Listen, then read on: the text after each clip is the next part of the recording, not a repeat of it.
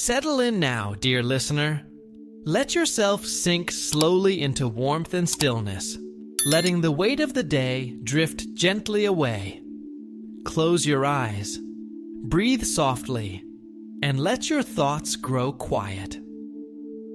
Tonight, we invite you on a calm and unhurried journey. A voyage not across distance, but across the vast, gentle river of time, back to the very earliest chapters of human memory. Among all the mysteries that history has left behind, few are as quietly astonishing as the story of the world's oldest known civilization. Somewhere between the slow, winding waters of the Tigris and the Euphrates, nestled within fertile plains that the ancients called the cradle of the world, a remarkable society came into being around 3,500 years before the Common Era. This was Sumer, and its arrival was unlike anything that had come before.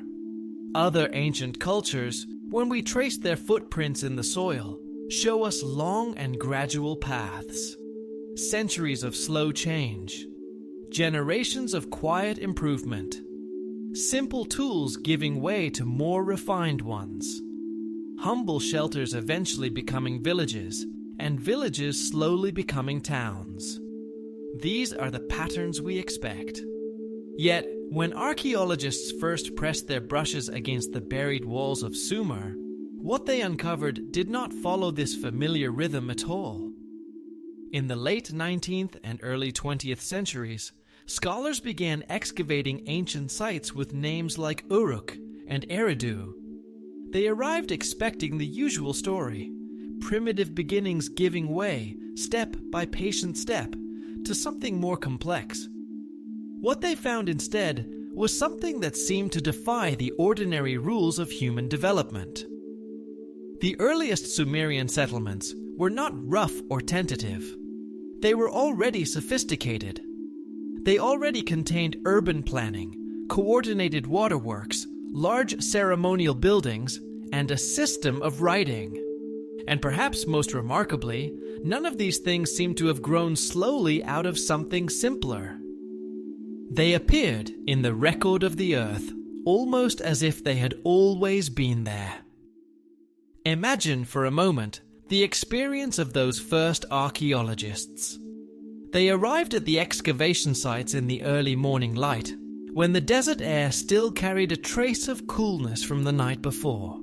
They carried their brushes and their careful notebooks, their measurements and their expectations. And then, slowly, as the dust was cleared away layer by layer, they began to understand that something extraordinary lay beneath. Not the simple foundations they had anticipated, but walls of unexpected solidity, streets laid with deliberate intention, drainage channels cut with precision. The earth gave up its secrets reluctantly, one careful brushstroke at a time, and what it revealed asked questions that have not been fully answered since. The city of Uruk offers the clearest illustration of this quiet puzzle. By roughly 3,200 years before the Common Era, Uruk had become something extraordinary, stretching across approximately 6 square kilometers of southern Mesopotamian landscape and sheltering somewhere between 40,000 and 80,000 people within its boundaries. Rising at the city's heart were great temple complexes, including a gleaming sacred structure perched atop a stepped platform some 40 feet above the surrounding plains. Beneath the streets ran drainage channels of considerable sophistication. In the workshops, craftsmen worked with metals using techniques that spoke of long and careful knowledge. The city simply existed in this advanced form, without the expected centuries of awkward experiment and incremental growth that should have preceded it. Stand for a moment in the mind's eye at the edge of that ancient city. It is evening in the 4th millennium, before the Common Era. The last light of the sun is falling across the great ziggurat, turning its white plastered walls to the color of warm honey. Below, in the winding streets, people are returning from the fields and workshops. The smell of bread baking and metal cooling and water running in the channels fills the air. Children call to one another across courtyards. Somewhere, a scribe is pressing careful marks into wet clay, recording the day's transactions. The city breathes and moves with the confidence of something that knows exactly what it is, and has known for a very long time. The mathematics of the Sumerians carries its own quiet wonder. Their counting system was built not on tens, as ours is today, but on a base of 60, a system we call sexagesimal. It is a curious and elegant inheritance, for traces of it still run through our daily lives. When we divide an hour into 60 minutes, or a minute into 60 seconds, or a full circle into 360 degrees, we are using a framework that these ancient people shaped and handed down through the long corridors of time. Their mathematicians could calculate square roots and cube roots. They could work with multiplication and division in ways that allowed precise measurements for architectural and astronomical purposes. Clay tablets found at sites like Nippur and Babylon preserve these calculations still, including problems involving compound interest, geometric progressions, and early algebraic reasoning. The sophistication of this mathematical thinking, appearing so completely formed at such an early moment, invites a gentle and lingering wonder. Think of the scribes who sat in the schoolrooms of ancient Nippur, stylus in hand, pressing row after careful row of wedge-shaped marks into their clay tablets. They were learning not merely to write, but to think in a language of number that could describe the movements of stars, the proportions of buildings, the distribution of grain across an entire city's population. These were young people, perhaps nervous before their teachers, perhaps proud when a calculation came out correctly. They could not have known that the tablets they were producing, pressed into the wet clay of a warm afternoon, would survive thousands of years, and one day astonish people who lived in a world their mathematics had helped to build. Sumerian astronomy is equally serene in its mystery. The night sky above Mesopotamia was not merely a thing of beauty to these ancient observers. It was a great and intricate record to be read and measured and remembered across generations. Their astronomical texts describe planetary motions, the cycles of the moon, and the positions of the stars with a precision that requires not weeks or months of observation, but years, decades, perhaps centuries. Their calendar, threading together the cycles of the sun and the moon through careful mathematical adjustments, implies access to observational traditions stretching back far beyond the civilization's apparent beginning.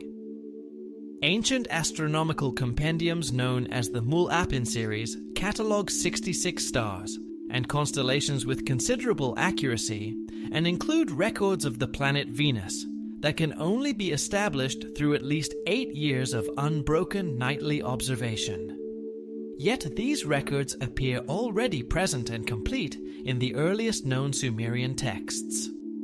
The question of where such knowledge came from drifts softly through the imagination, inviting no easy answer. On a clear night in ancient Mesopotamia, the sky would have been quite different from the sky most of us see today. There were no city lights to dim the stars, no haze of industry to soften the darkness. The Milky Way would have arched overhead in its full splendor, a river of cold light from horizon to horizon. And in that darkness, the astronomers of Sumer watched. Night after night, season after season, year after year. They watched the planets wander among the fixed stars along their predictable and yet subtly shifting paths. They noted when Venus appeared as a morning star, and when it became an evening star. They recorded the moments when the moon passed in front of bright stars, and when the shadow of the earth crept across the moon's face during eclipse. They were patient, and they were precise, and the records they kept were so thorough and so carefully maintained that we can still use them today to verify the positions of celestial bodies in the ancient sky. The metalworking knowledge of the early Sumerians adds another quiet thread to this tapestry. Archaeological sites have yielded bronze objects whose alloy compositions, the precise ratios of copper to tin, the evidence of controlled heating and cooling, speak of long technical mastery. Sites such as Tel Asmar and Kafaja have produced bronze tools and weapons whose material properties rival those produced by civilizations with far longer and better documented technological histories. The knowledge required to produce such metals consistently and deliberately is not the knowledge of beginners. Somewhere in the ancient city, the metal workers' quarter would have glowed and clattered through the night. The furnaces were kept burning long after the scribes had set down their tablets and the merchants had closed their stalls. The men who worked with metal understood things about fire and metal and time that could not easily be written down.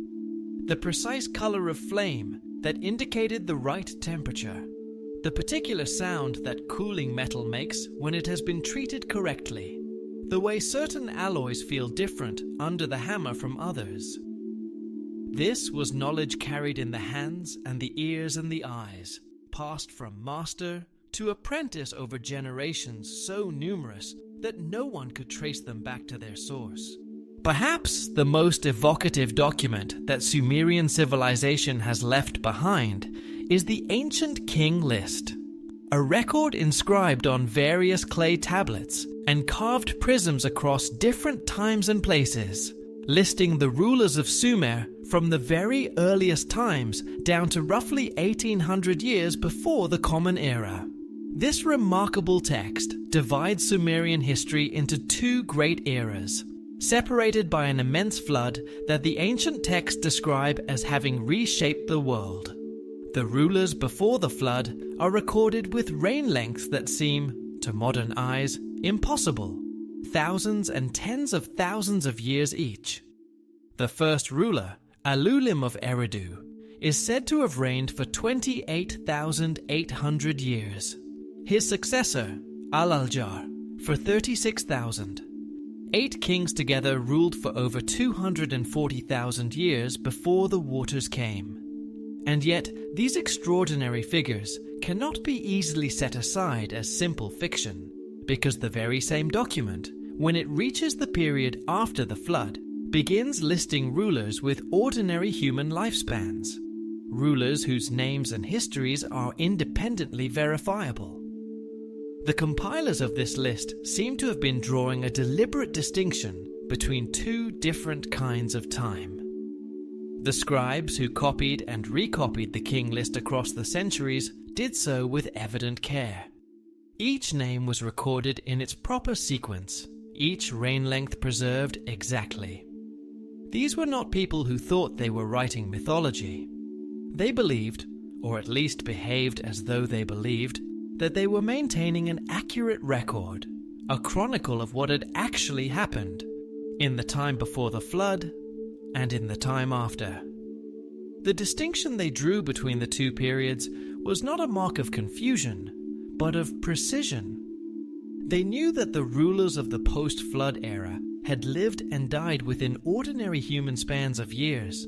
They recorded the pre-flood kings differently, because they understood them to be different in kind, belonging to a different order of time. The flood itself is not merely a detail in the king list. It echoes through the oldest literature of the ancient Near East, like a long, slow vibration.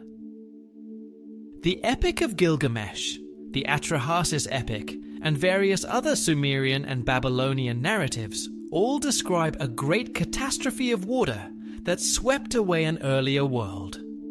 A world that the texts consistently portray as having been more advanced, more knowledgeable, and more technically capable than the world that came after.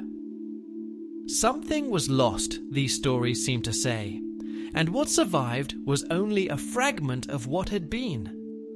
The grief of that loss, if grief it was, settled into the literature of a dozen cultures and remained there for thousands of years.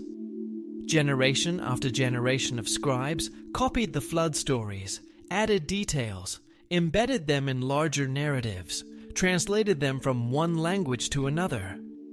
The story of the Great Water was never allowed to be forgotten. Perhaps because the people who carried it felt at some level they could not fully articulate that the remembering was important, that somewhere in the memory of what had been destroyed lay something essential that the living world still needed. The Sumerian language itself holds its own gentle mystery. It belongs to no known language family.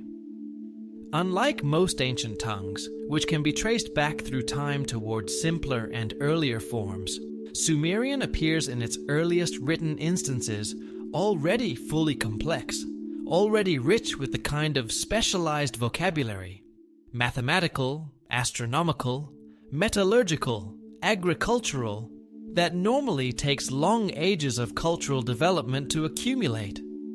No one has yet identified its ancestor. Languages grow slowly, like trees. They put out new branches of vocabulary as new things need to be described.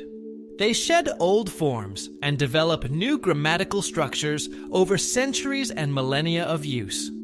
Linguists who study language change and development have learned to read these processes in remarkable detail, tracing the evolution of sounds and words and structures across vast spans of time. But Sumerian offers them almost nothing to read. It stands alone, without visible parents or siblings, without the intermediate forms that would mark its path from somewhere simpler.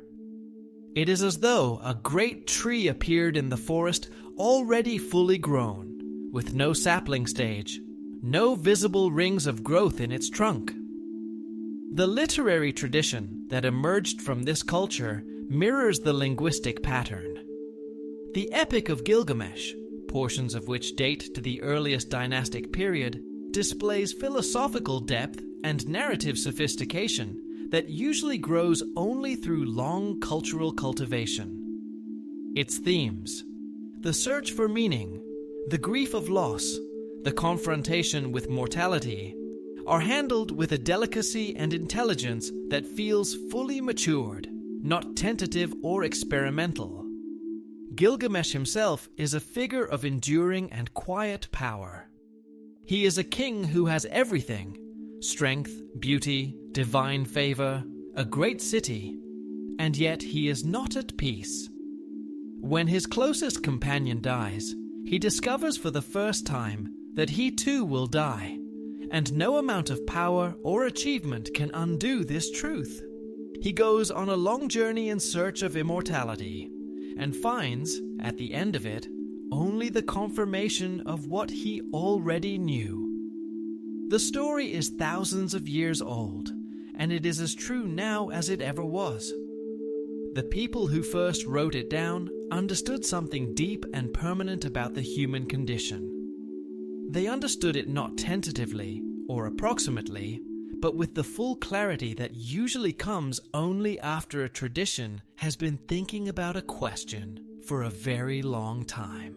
Before the Sumerians, the archaeological record shows us the Ubaid period, a quieter time of gradual agricultural development, modest pottery production, and simple social arrangements. The transition from the Ubaid period to full Sumerian civilization is not a gradual slope, but something more like a sudden step upward, a crossing of a threshold that leaves little trace of the crossing itself. The Ubaid people were not simple or unintelligent. They were farmers and craftspeople who had learned, over many generations, to manage the difficult environment of southern Mesopotamia.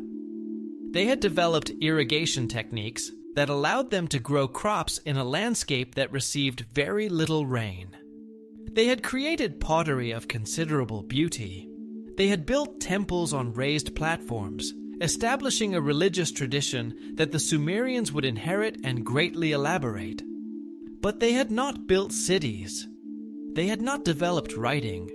They had not achieved the kind of mathematical or astronomical sophistication that the Sumerians displayed from their very earliest periods. Between the Ubaid and the full Sumerian civilization lies a gap that the archaeological record does not yet fully explain, a silence where a transition should be audible. The cities of Sumer, when viewed from above in their relationships to one another, suggest a coordinated regional vision. Urban centers like Uruk, Lagash, and Nippur appear to have been positioned according to systematic principles, taking into account water flow, trade routes, and long-term defensibility. Such regional planning ordinarily grows slowly from hard experience. Here, it seems to appear already knowing what it is doing. Imagine traveling by boat along the canal networks that connected the Sumerian cities. The waterways wound through the flat delta landscape like silver threads in a vast and quiet tapestry. On the banks, date palms trailed their fronds in the slow-moving water. Herons stood motionless in the shallows, watching for fish with a patience that seemed to belong to the same ancient patience as the landscape itself. And ahead, growing slowly larger as the boat moved toward it, the skyline of a Sumerian city would come into view, the great stepped tower of the temple rising above everything else, marking the center of the community's life as clearly as a lighthouse marks a harbor. The planners who decided where to build each city and how to connect them to one another had understood something about how a civilization works as a whole, not merely as a collection of separate communities. They had thought at the scale of a region, not merely a city. The water management systems that supported Sumerian agriculture and urban life tell a similar story. Complex canal networks and flood control measures required a sophisticated understanding of water behavior, surveying, and long-range planning that seems disproportionate to the apparent age of the civilization. Whether this knowledge grew rapidly from a seed we have not yet found, or whether it was inherited from earlier traditions that have not left clear traces, remains an open and quietly fascinating question. Water is patient in the way that only very powerful things can afford to be patient. It finds the lowest path. It wears away stone over centuries. It rises and falls with the rhythms of rain and snowmelt far away in mountain ranges that the farmers of the delta had perhaps never seen. To manage water, to convince it to go where you want it to go, to bring it to dry fields and carry away excess from flooded ones, to keep it from undermining the foundations of cities, requires a deep and long accumulated understanding. The Sumerian engineers who designed the great canal systems had this understanding. They had measured the slope of the land with instruments precise enough to guide water reliably over distances of many kilometers. They had calculated the carrying capacity of channels and the drainage needs of fields. They had thought about what would happen during flood years and drought years both. This was not the knowledge of one generation or 10.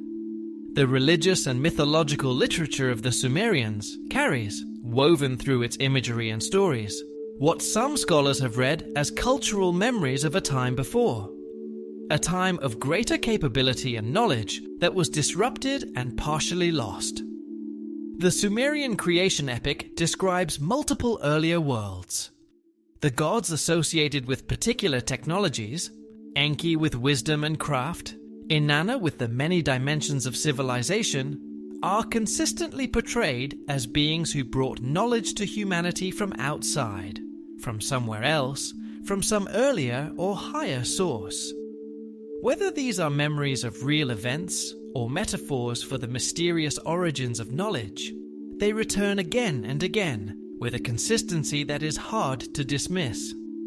Enki is one of the most vivid presences in all of Sumerian literature. He is the god of the underground freshwater ocean that the Sumerians believed lay beneath the earth, feeding the springs and rivers of the world. He is the god of wisdom, of craft, of writing, of magic. He is clever and sometimes mischievous, always curious, always creating. In the stories about him, he is forever making things, designing new creatures, organizing the cosmos, teaching human beings skills they did not previously possess. He gives them the arts of civilization one by one, like a patient teacher working through a long curriculum. The image is both charming and strangely poignant. This ancient divine craftsman, surrounded by the tools of his trade, quietly passing on the knowledge that makes human life possible. The foundational narratives of Sumerian civilization, particularly the Enuma Elish and the Atrahasis epic, describe a cosmos that was ancient and complex long before humanity came into being. The Enuma Elish, inscribed across 7 tablets and preserved in the Great Library of Nineveh, describes successive generations of divine beings, the Anunnaki and the Igigi, who existed for vast spans of time, developed their own civilizations, and engaged in complex activities upon the earth before human beings appeared. These entities are described not as abstract spiritual forces, but as physical presences with specific locations, possessions, and technical capabilities. They established settlements. They developed agriculture and engineering. They created administrative systems. The text suggests they were present for immeasurable ages.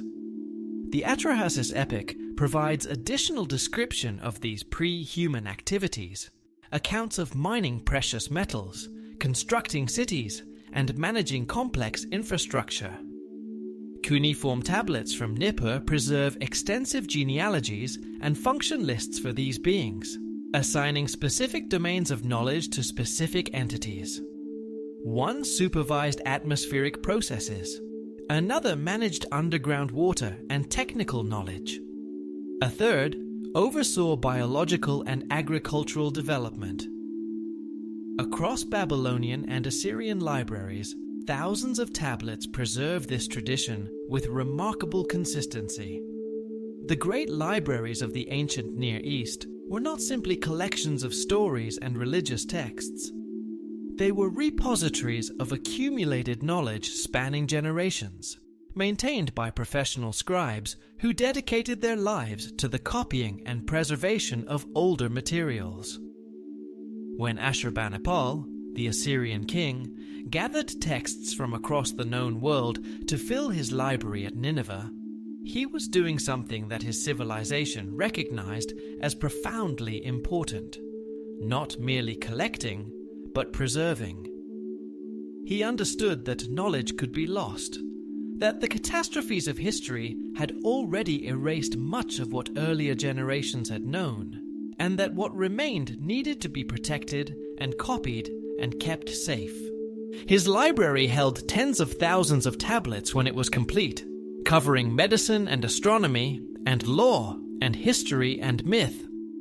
When the library was destroyed, its contents were scattered, and many were lost. But enough survived to give us a window, partial and sometimes obscured, but real, into a tradition of knowledge that reached back much further than Ashurbanipal's own time. Cylinder seals from the early dynastic period, small carved stones used to make impressions in wet clay, frequently depict interactions between human and distinctly non-human figures. Some of these images show what appears to be the transmission of objects or knowledge from one type of being to another. The beings shown alongside human figures wear elaborate garments, carry unfamiliar implements, and display physical characteristics that mark them as distinct. One seal discovered at Farah seems to depict a scene of technological exchange. Similar imagery appears at sites across Mesopotamia, suggesting that whatever cultural memory these images preserve was widely shared. The craft of the seal cutter was one of the most demanding in the ancient world. Working on stones sometimes no larger than a fingertip, the engravers created scenes of extraordinary complexity and detail. Banquets and battles, ritual ceremonies, and mythological encounters. The great themes of Sumerian life rendered in miniature with a precision that still astonishes modern observers. These were not decorative objects alone. Seals were identity, authority, authentication. When a merchant pressed his seal into the clay of a commercial record, he was signing it as surely as any modern signature. The images chosen for seals were therefore chosen with care, as expressions of what the owner considered most important to represent. The recurrence of certain imagery, the encounter between human and non-human figures, the transmission of knowledge or objects across some boundary of kind, across thousands of seals from across the region and across centuries of time, suggests that these images carried genuine meaning, not mere decoration. The flood narratives of ancient Mesopotamia describe the world before the Great Catastrophe as one in which human and non-human inhabitants shared the same cities. Sumerian flood texts from Nippur describe pre-flood settlements with massive walls and sophisticated water management, inhabited by diverse populations. The knowledge of metallurgy, astronomy, and agriculture that these pre-flood societies possessed, the texts say, was only partially preserved through the catastrophe. The Epic of Ziusudra extends these descriptions further, speaking of technologies that enabled control of weather patterns, rapid communication across great distances, and aerial travel. The Gilgamesh tradition, in its Akkadian forms, adds references to flying vehicles, weapons of terrible destructive reach, and architectural projects of extraordinary scale. These descriptions recur across multiple independent textual traditions, which invites at least the question of whether they preserve some distant memory of actual capabilities. The geographical spread of flood narratives throughout the ancient Near East, appearing in Hittite, Hurrian, and Elamite sources, as well as Mesopotamian ones, indicates that the memory of catastrophic destruction was not the property of a single culture. The consistency of these accounts across diverse peoples suggests shared experience rather than shared invention. When a great flood comes, it erases more than land and buildings. It erases the marks of the past. It fills in the careful engravings on stone, dissolves the clay tablets not yet fired, washes away the careful rows of crops and the channels that watered them. It turns the worked landscape back into mud, and then into nothing, and eventually into the smooth and featureless surface that future generations will find when they begin to dig. The flood does not only destroy what exists, it destroys the evidence that what existed ever was. And so the civilizations that come after must rebuild not only their walls and their fields, but also their knowledge, or find some way to recover what was preserved by those who had the foresight to protect it before the waters came. Astronomical texts from Babylonian and Assyrian sources contain references to celestial observations supposedly made during pre-flood periods, with specific positional data that implies continuous record-keeping across timespans far longer than the recognized history of any known civilization. The Mul-Apin series preserves astronomical knowledge described as originating with beings who preceded human civilization, including star catalogues that claim observations spanning thousands of years. The Venus tablets of Amisaduqa record synodic period calculations for Venus, with an accuracy that approaches modern astronomical determinations, employing mathematical methods that anticipate algebraic techniques developed much later in Western history. Venus was perhaps the most carefully watched of all the planets in the Sumerian sky. It was associated with the goddess Inanna, the most complex and multifaceted of all Sumerian divine beings, goddess of love and war both, of fertility and of the underworld, of the morning star that announces the coming day, and the evening star that marks the fall of darkness. The Sumerians tracked Venus with extraordinary devotion, recording its appearances and disappearances with a precision that accumulated over generations of careful watching into a body of observational data of remarkable accuracy. The tablets that preserve these records are dry and technical in their presentation, lists of dates and positions and interval calculations. But behind the dry notation lies something deeply human. The sustained attention of many lifetimes directed at the same bright point of light, building slowly toward an understanding that no single generation could have achieved alone. Mathematical tablets from Mesopotamian sites contain numerical tables of remarkable scope. Tablet Y, M67118, includes a table of reciprocal calculations for numbers reaching into the tens of thousands, maintained with precision across all entries. Tablet Plimpton 322 presents a systematic exploration of Pythagorean triples, arranged according to principles that reveal deep understanding of algebraic number relationships. The Pythagorean theorem itself appears demonstrated on Babylonian tablets that predate Pythagoras by more than 1,000 years. The breadth and sophistication of this mathematical tradition, appearing so early and so complete, carries its own quiet sense of arrival from somewhere older. Numbers are patient things. They do not change. The relationship between the sides of a right triangle was the same in ancient Babylon as it is today. The same as it was before any human being discovered it, and the same as it will be long after the last mathematician has put down her pencil. When the Babylonian scribe who produced Plimpton 322 arranged those 15 Pythagorean triples in their careful columns, he was touching something permanent, something that had always been true and would always be true. Perhaps he understood this.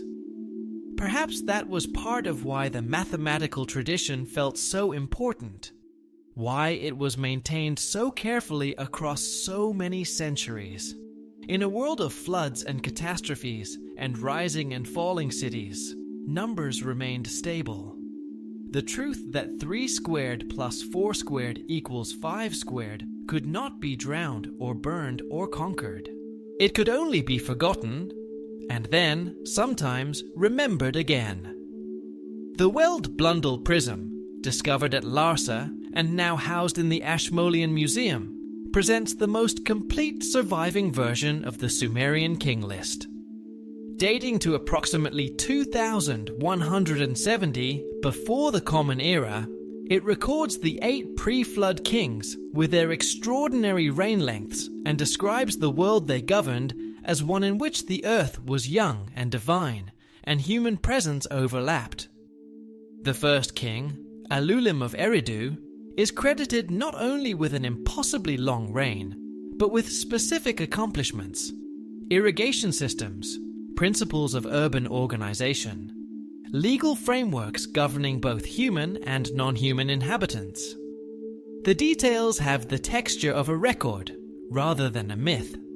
The second pre-flood ruler, Al-Aljah of Eridu, is associated with developments in metallurgy, long-distance trade networks, large temple complexes, and astronomical observation systems. The technical specificity of these descriptions echoes the specificity of archaeological evidence from early Mesopotamian sites, creating a quiet and persistent sense of correspondence between the legendary and the excavated. Comparative analysis of the Weld-Blundell prism with king list fragments from Nippur, Isin, and Babylon reveals that the names and reign lengths of the pre-flood rulers are consistent across sources separated by centuries and considerable geographical distances. The Nippur fragments discovered by University of Pennsylvania excavators in the late 19th century match the first 5 entries of the Weld-Blundell list exactly. The Isin fragments added descriptions of technologies, ships that move through the air, weapons that strike from great distances, that also appear elsewhere in Mesopotamian literature, suggesting that these were not isolated inventions of individual scribes, but elements of a shared and carefully maintained tradition. Babylonian historical records from the Neo-Babylonian and Achaemenid periods repeatedly acknowledge the existence of earlier, more capable civilizations that laid the technical and architectural foundations for later societies. The Babylonian Chronicle series contains references to the restoration of structures built by the ancients in times beyond memory. Tablet B, M35382, describes how renovation work on the Esagila temple complex in Babylon uncovered foundation stones of enormous size placed by those who came before the Great Flood. Stones so precisely fitted that later architects could not remove or replace them and were compelled to build their newer structures around them. This is not presented as legend. It is recorded in an administrative context as a practical note about a construction challenge. Think for a moment of those Babylonian architects standing in the deep trench of their excavation, looking at the foundation stones that their tools could not move. These were practical men, experienced in the construction and renovation of large buildings. They understood stone and mortar and the principles of structural engineering well enough to maintain some of the greatest buildings in the ancient world. And they stood before those older foundations and recognized, without any theoretical framework to help them, that whoever had laid those stones had known something they did not. The stones were too precisely fitted to have been laid by ordinary means. They were too massive to be moved by ordinary effort. And they had been there for so long, resting so perfectly in their places, that the earth itself seemed to have grown around them. The Babylonian architects made a practical decision. They built around what they could not move. And they recorded what they had found in the matter-of-fact language of a construction report. The record survives. Assyrian royal annals describe the conquest of settlements in the Zagros Mountains that contained fortifications of engineering quality exceeding Assyrian military capabilities. Massive walls with underground water supplies, operating through mechanical systems, whose principles the Assyrian engineers could not identify. The Annals of Sargon II record the discovery of defensive works built with stones that giants had placed, and note that these structures remained functional after thousands of years of existence, demonstrating a durability beyond contemporary construction standards. Esoteric Sumerian texts, preserved in later Babylonian and Assyrian libraries, describe time not as a single unbroken thread, but as a great wheel of recurring cycles, each lasting precisely 25,920 years, a period corresponding to the complete precession of the equinoxes, that slow and stately wobble of Earth's rotational axis that carries the celestial pole in a vast circle across the sky over nearly 26 millennia. This is not an abstract philosophical idea in these texts. It is treated as a practical framework, embedded within precise astronomical and mathematical calculations.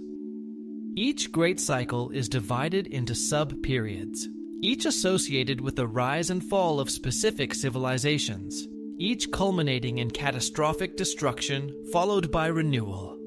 The precession of the equinoxes is one of the most beautiful and subtle motions of the earth. It is too slow to see in a single lifetime, or even in many lifetimes. It can only be detected by comparing observations made generations apart, noticing that the stars have shifted ever so slightly in their apparent positions relative to the sun at the equinoxes, that the North Pole no longer points quite where it did, that the sky of 1,000 years ago was not quite the same sky as the sky of today. To know about precession, to have measured it, to have calculated its period, to have incorporated it into a cosmic temporal framework, requires observational traditions of extraordinary length and continuity. The Sumerians knew about it. How they came to know about it, and how long the tradition of observation that revealed it to them had been maintained before the earliest surviving Sumerian texts were written, are questions that open softly into the darkness, inviting contemplation rather than conclusion. The Enuma Anu Enlil series, a comprehensive collection of astronomical omens and observations, describes these civilizational cycles in detail. Tablet K.21000 from this series presents a 25,920-year cycle within which civilizations develop, peak, decline, and are destroyed according to predictable astronomical patterns. 4 complete civilizational cycles are described, each characterized by different technical emphasis and environmental adaptations. Each ends with specific types of catastrophe, correlated with specific celestial events. Geological evidence from Mesopotamian sediment cores reveals evidence for massive flooding events occurring at regular intervals throughout the region's prehistoric past. These events coincide with periods of rapid climate change that would have devastated existing agricultural systems. The Younger Dryas period, occurring approximately 12,900 years ago, brought a sudden return to near-glacial conditions that persisted for over 1,000 years, causing ecological disruption on a continental scale. Ice core records from Greenland and Antarctica show evidence of abrupt temperature shifts occurring, with a regularity that correlates remarkably with the cyclical periods described in Sumerian astronomical texts. Volcanic activity patterns throughout deep prehistory similarly reveal cyclical eruption events. The Toba supervolcanic eruption, occurring approximately 74,000 years ago, created a volcanic winter lasting years and reduced global human populations to critically low levels. Impact crater distributions in the geological record suggest periodic clusters of extraterrestrial strikes separated by intervals that correspond with the sub-cycle periods described in Sumerian astronomical calculations. The geological record is, in its own way, a kind of library. It stores information in layers of sediment and ice, in the chemistry of ancient soils, and the chemistry of bubbles of air trapped in glaciers tens of thousands of years ago. The scientists who read this library spend their lives learning its language, understanding how to date a layer of ash, how to read a change in pollen composition as a change in climate, how to recognize in a thin, dark band of sediment the mark of a catastrophic burning. And what they find, reading layer after careful layer, is a history of disruption and recovery that the ancient texts describe in their own very different language. The Geological Library and the Cuneiform Library are telling, in their different ways, what may be the same story. The preservation of knowledge through catastrophic transition periods is a consistent theme across Mesopotamian literary traditions. The Sumerian flood story describes how Ziusudra received detailed instructions not merely for preserving living beings, but for carrying technical knowledge and cultural information through the catastrophe. The Ark in these accounts functions not only as a survival vessel, but as a library and repository of civilization. The Apkallu tradition describes 7 beings who possess specialized knowledge in different domains: wisdom and writing, metalwork and crafts, agriculture and animal management techniques, and who serve as teachers and guides to human civilizations emerging from catastrophic disruption. The number 7 recurs with quiet persistence throughout Mesopotamian tradition. 7 tablets of the Enuma Elish, 7 pre-flood sages, 7 gates of the underworld through which Inanna descended, 7 days and 7 nights of the Great Flood. Whether this recurrence is purely symbolic or carries some older organizational meaning is difficult to say. But the Apkallu, the 7 wise ones, represent something that the tradition clearly considered essential.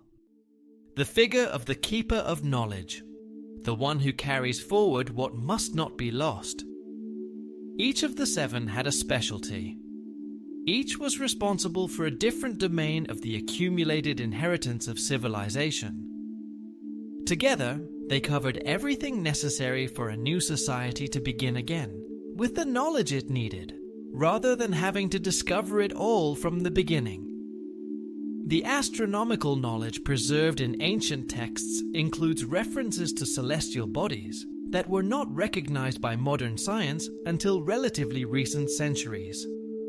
Sumerian texts include descriptions of planetary characteristics, the 2 small moons of Mars, the rings of Saturn, the multiple moons of Jupiter, that were not confirmed by telescopic observation until the 17th century at the earliest. The Mul-Apin series contains references to a wandering star following an elongated orbital path with a period of 3,600 years, characteristics that correspond to those of a hypothetical trans-Neptunian object following a highly elliptical orbit. The mathematical precision required to calculate such an orbital period implies observational records spanning multiple complete cycles. Saturn's rings are one of the most beautiful things visible in a small telescope. When Galileo first observed them in 1610, he did not know what he was seeing. They appeared to him as 2 companion objects flanking the planet, and it was not until decades later that Huygens recognized them as a ring system. Yet Sumerian texts describe Saturn in terms that suggest awareness of these rings, a planet surrounded by a shining band. How such knowledge could have been obtained without telescopic equipment is a question that drifts quietly through the mind, unanswered, like a thought in the moment before sleep. The mathematical foundations of Sumerian astronomy demonstrate a systematic understanding of positional notation, fractional arithmetic, and algebraic manipulation that enabled complex calculations involving large numbers and precise fractions.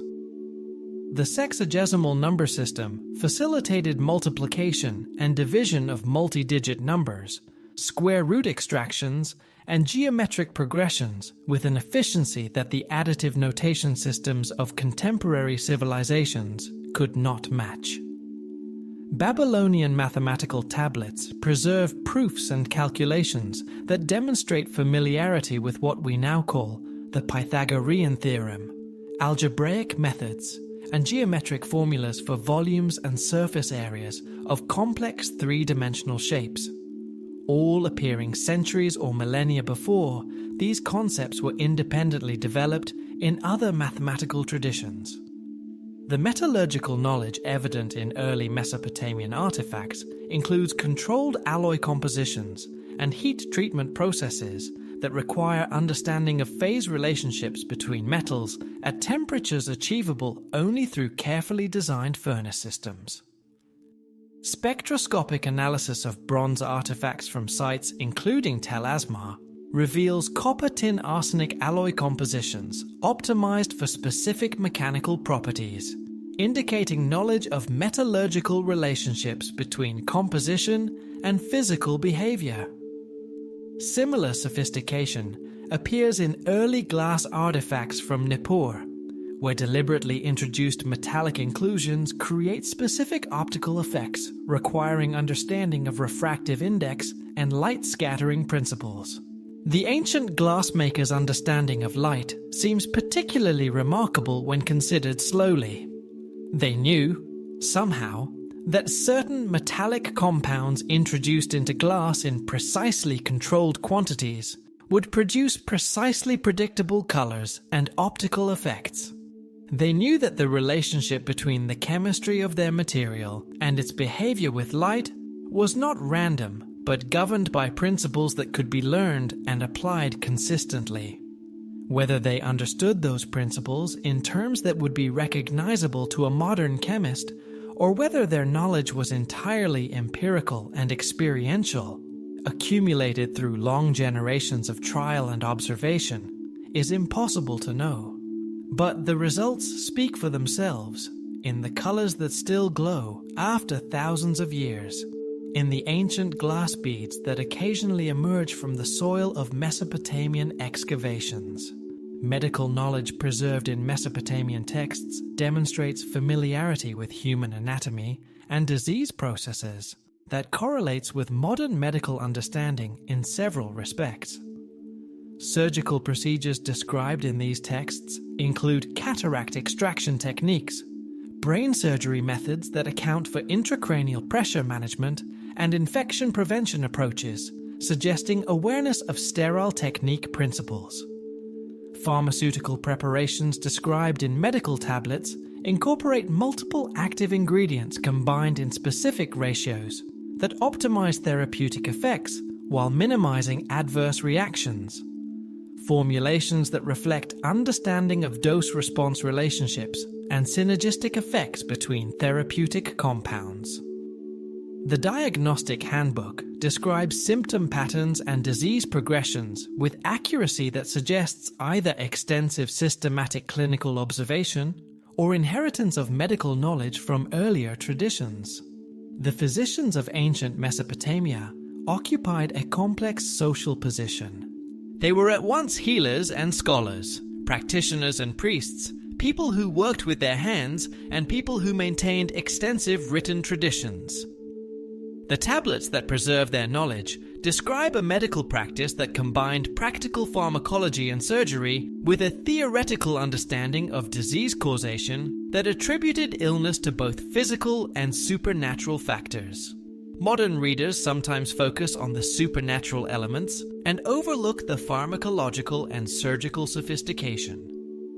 But when the two are read together, what emerges is a picture of a medical tradition that was both deeply embedded in its cultural context and genuinely effective in many of its practical applications, a tradition that had been built up carefully over a very long time. The Atrahasis epic, preserved across multiple cuneiform versions spanning from the Old Babylonian period through Neo-Assyrian copies, contains within its creation narrative a layer of technical description that has attracted increasing scholarly attention. The account of how humanity was made employs Sumerian and Akkadian terminology that carries more specific technical connotations than most translations suggest. The Sumerian word, typically rendered as clay, carries implications extending beyond simple earth or mud toward any malleable substance capable of receiving and retaining precise modifications. The phrase describing the shaping of humans, according to the pattern of the gods, uses terminology that suggests systematic modification according to predetermined specifications. A blueprint rather than a spontaneous act of creation. The Enki and Ninmah myth, preserved on a tablet from Nippur, describes a series of experimental attempts to create viable human forms before a successful prototype was achieved. 6 prior attempts are described, each producing beings with specific deficiencies: visual impairment, motor dysfunction, cognitive limitation, reproductive failure, and other conditions that correspond to recognized categories of biological disorder. The systematic progression of these experimental failures and the eventual correction achieved through the introduction of additional biological elements has the quality of a methodical research account, rather than a mythological narrative about divine caprice. The correction of the failed experiments required, according to the myth, the wisdom and skill of Ninmah, a goddess whose name carries associations with biological processes, with birth, with the management of living systems. She is sometimes depicted holding a vessel that contains some essential ingredient, some substance that makes the difference between a being that functions and one that does not. In the context of the myth, this substance is what turns a failed experiment into a successful creation. What that substance represents, in whatever actual knowledge the myth may be preserving, is left open. An invitation to the imagination, a door that stands slightly ajar in the ancient text.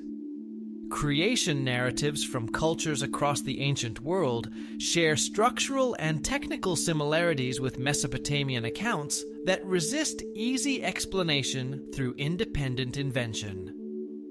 The Hebrew Genesis account describes human creation using terminology that carries connotations of physical template correspondence and material transmission. Sanskrit Vedic creation texts describe the fashioning of humans from divine substance using vocabulary that suggests biological material transfer. Egyptian creation narratives employ hieroglyphic terminology for the creative act that implies physical material manipulation rather than purely spiritual emanation.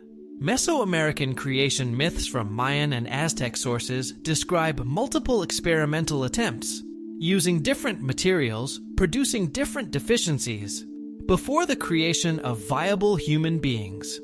The Popol Vuh's sequence of failed creations using mud and wood, before successful creation using a different biological medium, parallels the Mesopotamian experimental sequence with a fidelity that invites long and quiet reflection.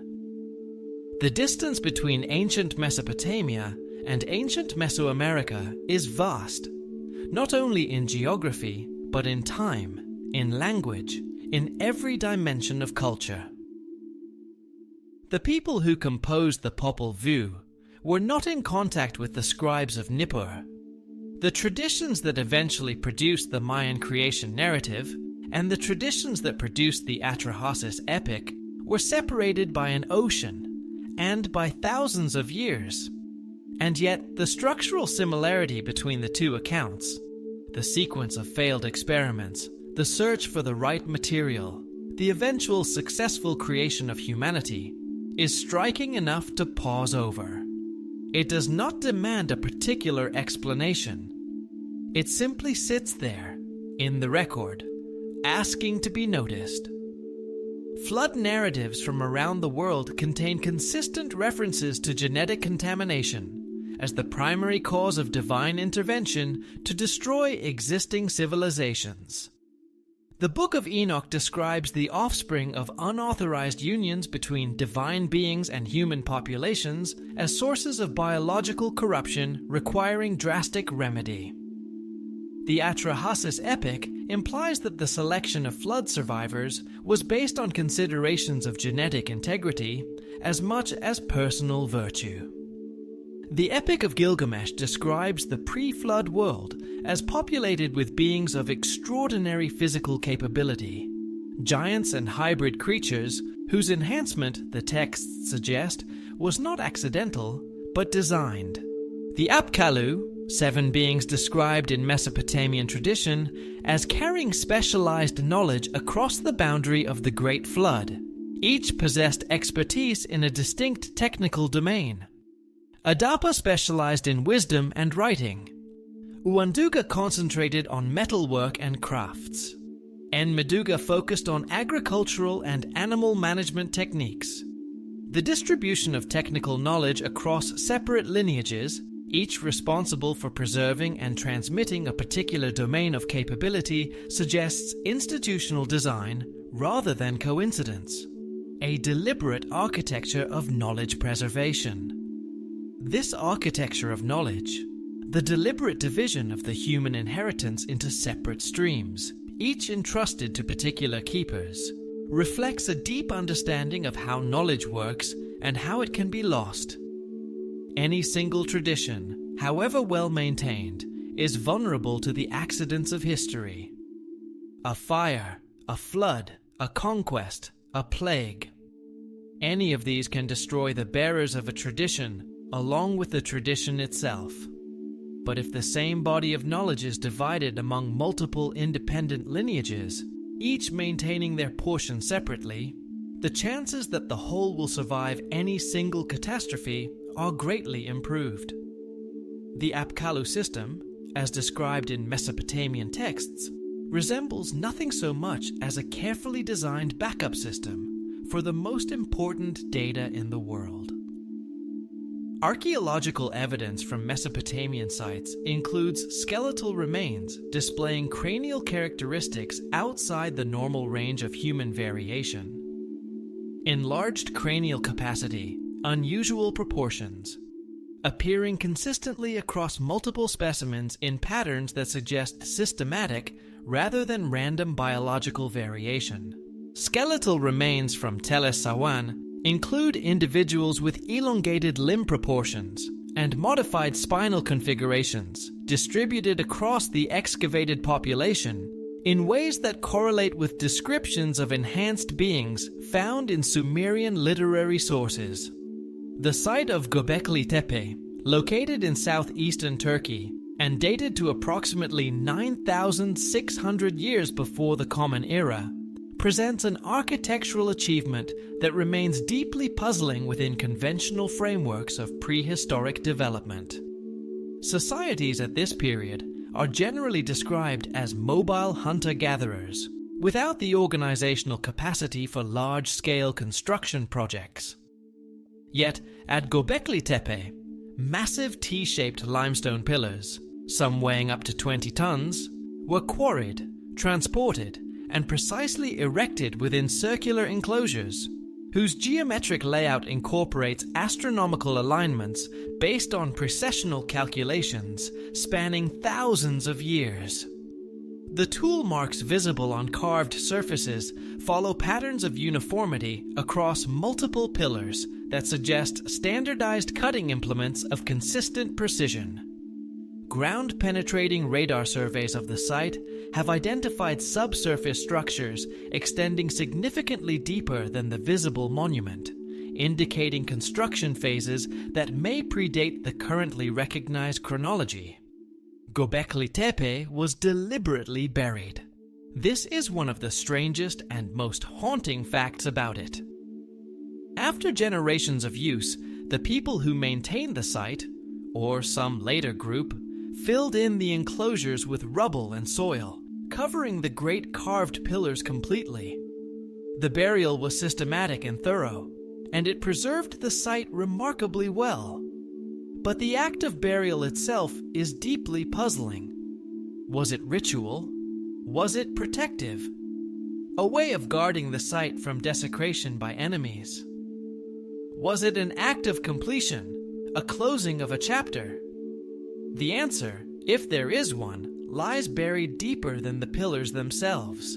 What we know is that whoever buried Göbekli Tepe did so intentionally, carefully, and completely, and that in doing so, they ensured that it would survive until a time when it could be found and read again. The quarrying operations at Göbekli Tepe removed enormous quantities of limestone while leaving minimal waste material, using extraction techniques that maximized stone yield while controlling fracture propagation with remarkable precision. This kind of quarrying efficiency implies understanding of stone mechanics at a level of sophistication that seems disproportionate to the period's assumed technological baseline. Throughout Mesopotamia, sites dating to 6,000 years before the Common Era have yielded bronze artifacts with alloy compositions, indicating precise compositional control achievable only through advanced smelting techniques. Analysis of slag deposits at early metallurgical sites reveals smelting temperatures that exceeded the capabilities of conventional furnace designs, requiring understanding of forced draft systems and refractory materials that typically develops through long periods of experimental refinement. The sudden appearance of these techniques without visible intermediate stages follows the same pattern observed elsewhere throughout early Sumerian technological evidence. The recent site of Karahan Tepe, located not far from Göbekli Tepe in the ancient landscape of southeastern Anatolia, has begun to yield its own remarkable findings. Excavations there have uncovered human figures carved from bedrock with a naturalism and anatomical accuracy that suggests deep familiarity with human form. Not the stylized symbolic representation typical of very early prehistoric art, but something more direct, more observed, more knowing. The figures emerge from the stone as though they have always been inside it, waiting to be revealed. Alongside them, the familiar T-shaped pillars of the region rise from the ground, their carved surfaces bearing the animals and abstract symbols of a visual language not yet fully understood. The site dates to at least 12,000 years before the present. The people who built it had not yet begun to farm. They were, according to conventional understanding, hunter-gatherers. Yet, they organized labor on a scale that would challenge many settled agricultural societies, and they carved with a skill and intentionality that demands respect. Copper artifacts from Çatalhöyük display work hardening and annealing characteristics that indicate systematic understanding of metal deformation and recovery processes, knowledge that requires familiarity with the temperature-time relationships governing crystal structure formation in metal systems. The precision of these heat treatment cycles suggests that whoever produced these artifacts understood the underlying material principles, not merely the practical procedures. The chemical analysis of early bronze artifacts from across the ancient Near East reveals trace element compositions that do not correspond to local ore sources, implying either extensive trade networks or advanced refining capabilities that could selectively modify elemental composition with precision that requires analytical understanding of chemistry at a level not formally developed until much later in Western scientific history. Trade, in the ancient world, was one of the great engines of knowledge transfer. When merchants traveled from city to city along the rivers and desert tracts of the ancient Near East, they carried not only goods, but ideas. A copper merchant from Anatolia, spending a winter season in a Mesopotamian city, might observe metallurgical techniques he had never encountered before, and carry the knowledge home with him. A scribe trained in one city might spend years in another, copying texts and learning conventions that would eventually make their way back into his home tradition. The ancient world was, in certain respects, more connected than we sometimes imagine. Connected not by the speed of modern communication, but by the slow and patient movement of people who carried knowledge in their memories and their hands, over long routes that wound through mountain passes and across desert plateaus, and along the banks of rivers that have been flowing in their courses since long before the first city was built. Cuneiform archive analysis using computational translation methods has, in recent years, enabled re-examination of tablet fragments previously considered too damaged or linguistically obscure to interpret. Machine learning tools trained on extensive cuneiform databases have identified consistent translation patterns that reveal technical vocabulary previously treated as religious metaphor. Tablet B, M45678, analyzed through these methods, describes a manufacturing process for a composite material, combining metallic powders with organic binders according to specific temperature and pressure protocols, a process whose stepwise instructions parallel modern composite material production. Similar manufacturing descriptions have been identified in tablets from sites in Syria, Iran, and Turkey, suggesting that this technical knowledge was distributed across a wide geographical area. The application of modern computational methods to the study of ancient texts has opened doors that were previously closed. Tablets that lay in museum storage rooms for a century, too damaged or too linguistically complex to interpret with the tools available to earlier scholars, are now beginning to yield their contents. The information emerging from these newly readable fragments is sometimes surprising. Technical vocabularies, manufacturing procedures, scientific observations that do not fit the conventional picture of ancient knowledge. Each newly translated tablet adds a small piece to a picture that is still very far from complete, but whose outlines are slowly becoming clearer. Reanalysis of Babylonian astronomical ephemeris tables using improved mathematical modeling has revealed planetary position predictions that account for gravitational perturbations, with an accuracy that requires computational approaches capable of simultaneously processing multiple variables in celestial mechanics equations. The mathematical techniques underlying these calculations employ iterative approximation methods not formally developed in Western mathematics until the medieval period at the earliest. Advanced spectroscopic analysis of prehistoric metallic artifacts from sites including Turkey, Peru, and Cambodia has identified alloy compositions whose optimization of specific mechanical properties through precise trace element control implies understanding of atomic scale crystal structure effects that material scientists only began to systematically understand in the 20th century. The consistent appearance of these sophisticated metallurgical achievements across geographically separated and culturally distinct sites suggests shared access to technical knowledge rather than independent parallel development.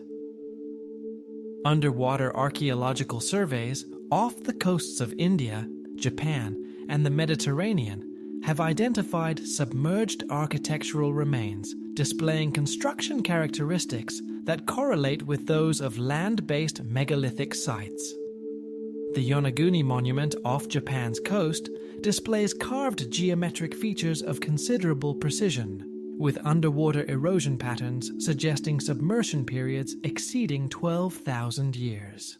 Sonar mapping of the submerged site of Dwarka, off India's northwest coast, has revealed harbour facilities, including breakwater systems and docking installations that required sophisticated maritime engineering knowledge. The ocean is a patient and thorough archivist. What the water covers, it tends to preserve, sealed away from the processes of weathering and human disturbance that break down structures on land. The submerged cities and monuments that have been identified in various coastal waters around the world have been sitting beneath the sea since the end of the last ice age, when rising sea levels swallowed the coastal plains and the settlements on them. The people who built these places did not know that the sea would claim them. They built their harbors and their temples and their residential quarters on land that seemed solid and permanent, on coastlines that had not changed within living memory. And then, over generations, the water came, slowly enough that the communities could move, but inexorably enough that the structures they left behind were eventually covered completely, sealed in the cold and quiet darkness of the seafloor, waiting. Megalithic construction sites distributed across Europe, Asia, and the Americas display architectural and engineering characteristics that demonstrate remarkable consistency across vast geographical distances and long temporal spans. The construction techniques employed at Stonehenge, Newgrange, Göbekli Tepe, Sacsayhuaman, and Nan Madol involved the precise handling of massive stone blocks using methods that modern engineering teams have consistently struggled to replicate with contemporary equipment. The astronomical alignments incorporated into these sites achieve precisions that account for long-term precessional effects, indicating access to observational databases accumulated over periods of centuries or longer. Sacsayhuaman, in the highlands of Peru, presents a particular kind of quiet astonishment to the visitor. The massive stones of which it is constructed, some weighing hundreds of tons, are fitted together without mortar in a manner that is often described as being so precise that a knife blade cannot be inserted between them. The individual stones are not rectangular, but polygonal, with complex interlocking shapes that resist movement in multiple directions simultaneously. The engineering principles underlying this construction style are sound. The irregular joints distribute stress more effectively than regular ones, and the interlocking shapes provide stability against the frequent earthquakes of the Andean region. But the execution of these principles at this scale, with this level of precision, using tools and methods that remain incompletely understood, represents an achievement that modern engineers acknowledge with respect. Linguistic analysis across ancient language families reveals correspondences in technical vocabulary, the terms used to describe advanced technologies, astronomical phenomena, and biological inheritance mechanisms, that appear in geographically isolated linguistic traditions without obvious pathways of direct contact. The Sanskrit term vimana, used in ancient Indian texts to describe aerial vehicles, shares structural similarities with Sumerian terminology for celestial transportation.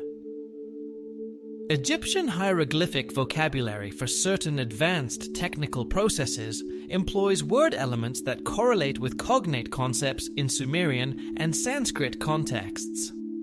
Mathematical constants including pi and the golden ratio appear in Egyptian pyramid construction, Mesopotamian architectural projects, and other ancient building programs with precision that requires sophisticated computational methods to achieve and verify.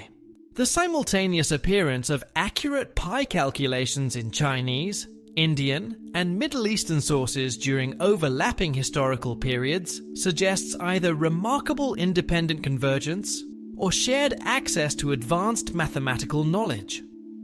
The golden ratio is one of the most curious and pervasive of all mathematical constants. It appears in the proportions of living things, in the arrangement of seeds in a sunflower, in the spiral of a nautilus shell, in the branching patterns of certain trees.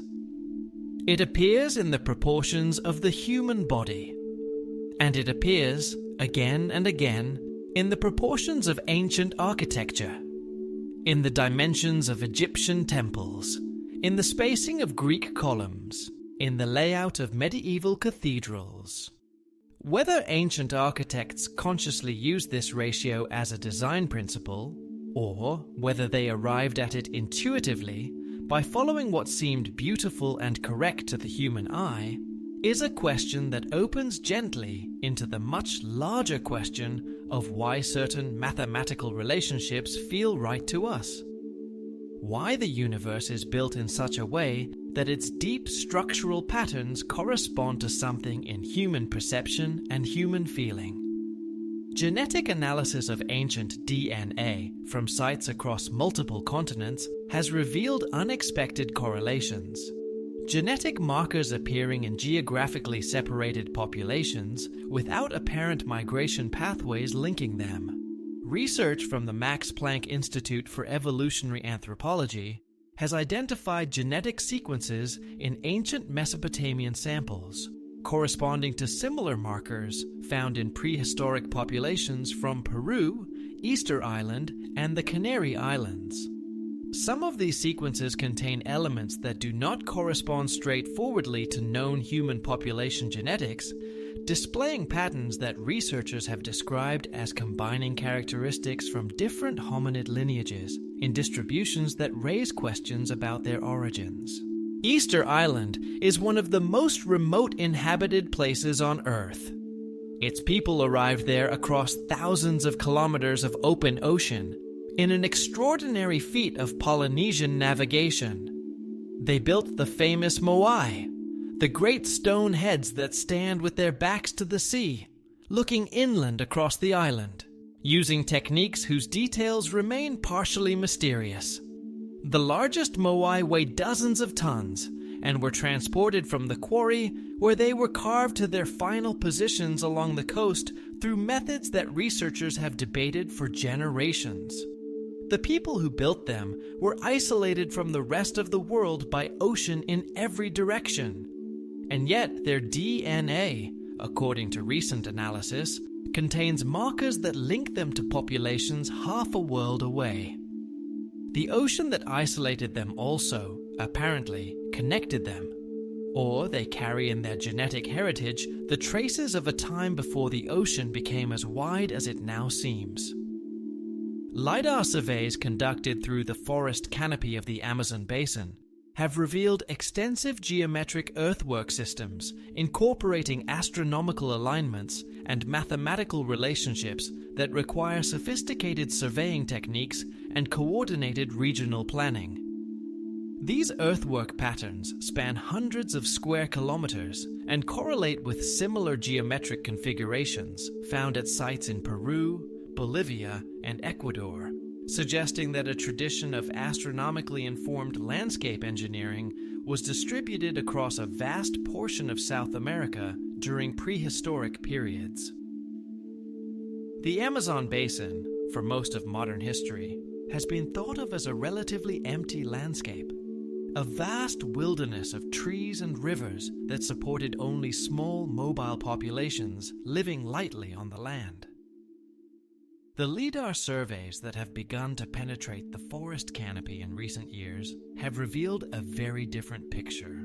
Beneath the trees, the land bears the marks of extensive human modification. Earthworks, causeways, plazas, geometric enclosures that suggest organized communities living in coordinated settlements across a landscape that was actively managed and shaped. These are not the traces of simple subsistence populations.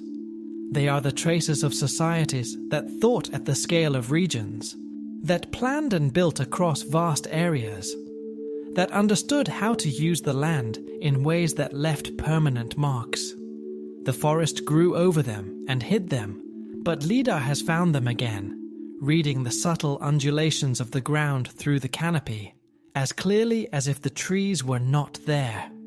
Recent quantum resonance dating of megalithic sites in Turkey, Peru, and Egypt has yielded construction dates that consistently predate established archaeological chronologies by 2,000 to 5,000 years.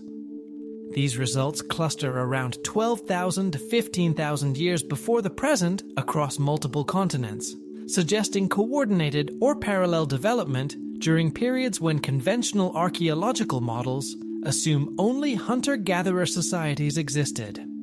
Analysis of acoustic properties at ancient sites in Malta, Peru, and Turkey has revealed systematic engineering of sound environments that create specific resonance patterns. Frequency analysis shows that the interior spaces of these sites amplify certain frequencies, while dampening others with a precision that requires understanding of wave mechanics and architectural acoustics. The Hypogeum of Malta, an underground temple complex carved from living rock, produces acoustic effects that researchers have described as extraordinary.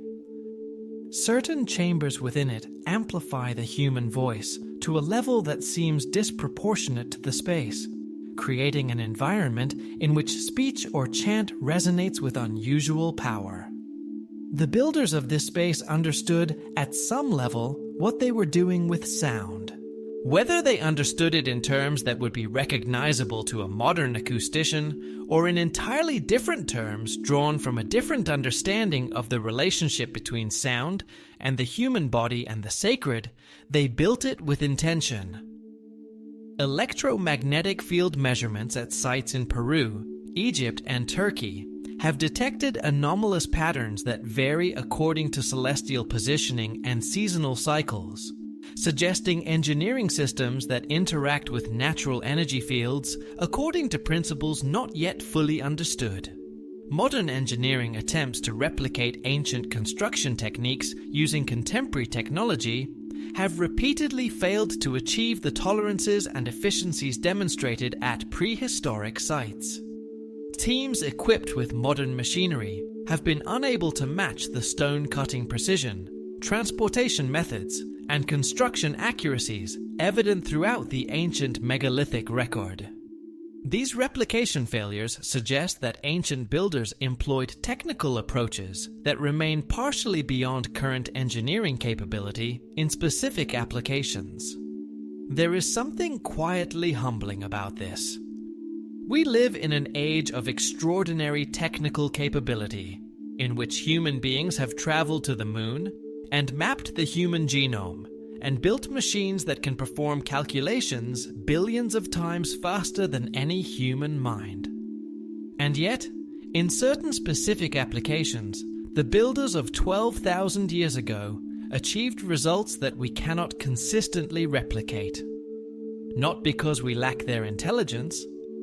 Intelligence has not changed in 12,000 years, but because they possessed knowledge in those specific domains that we have not yet fully recovered. Perhaps it was developed through very long traditions of practical experiment and refinement. Perhaps it was inherited from sources we have not yet identified. Perhaps it was simply different from our own technical knowledge, approaching the same problems from different directions, using different principles, achieving different results. Whatever its origin, it commands attention. The evidence assembled across these many domains of investigation points persistently toward a single large question: whether the history of human civilization, as it is conventionally understood, a single long ascent from simple beginnings to increasing complexity, is complete. The sudden appearance of advanced capabilities in the earliest recognized civilizations, the consistency of technical knowledge across geographically separated ancient cultures, the geological evidence for periodic catastrophic disruptions of civilizational development, the astronomical precision embedded in texts and monuments from multiple independent traditions, the genetic anomalies appearing in ancient populations across different continents, these do not resolve neatly into the familiar narrative.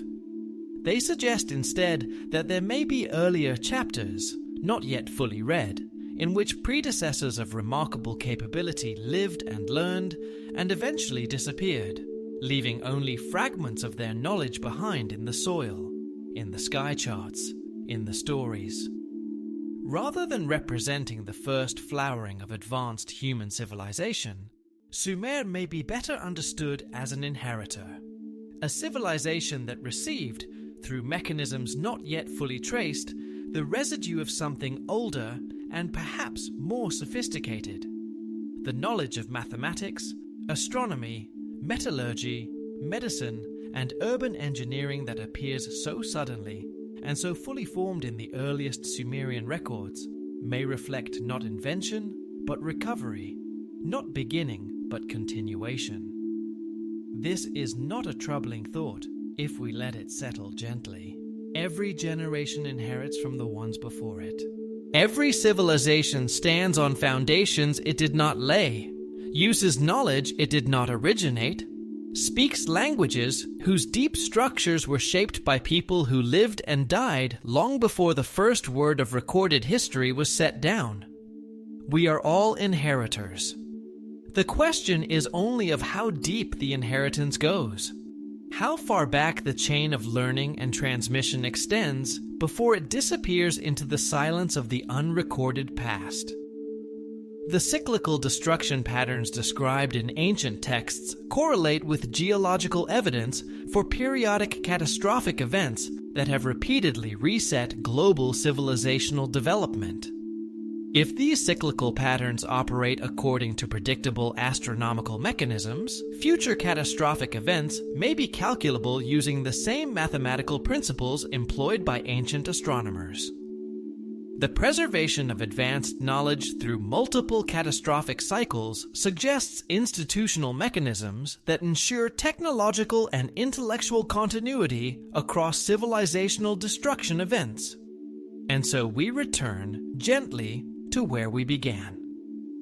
To the quiet plain between two rivers.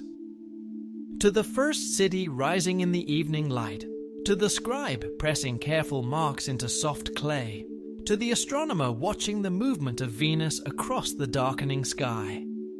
These are images from a very long time ago, and they are also, in some sense, images of something still present, still alive in the knowledge we carry, still audible in the mathematics we use, still visible in the 60 minutes that divide each hour of our nights and days.